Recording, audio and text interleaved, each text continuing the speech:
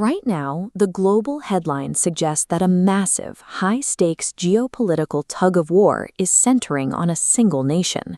On one side, Donald Trump claims the U.S. is finally extracting money from India, reversing years of trade advantages and threatening a new tariff. But almost simultaneously, by projecting a massive $100 billion trade future between Moscow and India. Why are two rival superpowers aggressively targeting and wooing the same nation at the exact same moment? How New Delhi navigates these contradictory demands will determine if a rising power can maintain its own orbit between two colliding worlds. To understand the American strategy, look at current negotiations. A massive U.S.-India trade deal is 99% complete, but that final 1% has become a massive barrier. The U.S. administration often uses these final technical hurdles to squeeze the opposing side for last-minute concessions. This strategy was visible during the Iran nuclear negotiations, where new demands were added at the final stage to force better terms.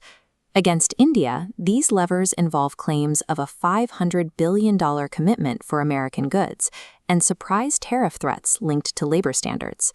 The goal is to use America's economic gravity to lock a rising power into an exclusive trade orbit. This rhetoric is a calculated squeeze, attempting to secure a binding agreement before India can fully establish alternative markets. Meanwhile, Russia is operating under extreme economic urgency. Following the sanctions of 2022, Moscow lost its primary European markets almost overnight, forcing a pivot east. India became a vital economic lifeline by purchasing discounted Russian crude oil and coal at a scale that helped sustain the Russian economy. This relationship is built on decades of reliability, specifically the Soviet Union's crucial military and diplomatic support for India during the 1971 war. Today, that reliance includes critical defense technology, such as India's deployment of the Russian S-400 missile system. Russia is also a foundational partner in India's civil infrastructure, providing the technology behind the twin reactors of the Kudankulam nuclear power plant. While the U.S. offers access through pressure, Russia is offering economic survival and defense systems without the same political strings attached.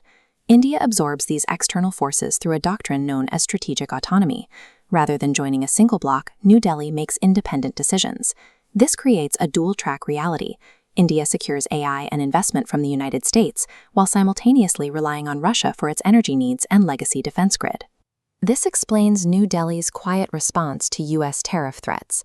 The wait-and-watch approach is a deliberate mechanism to avoid premature escalations while monitoring the U.S. political climate.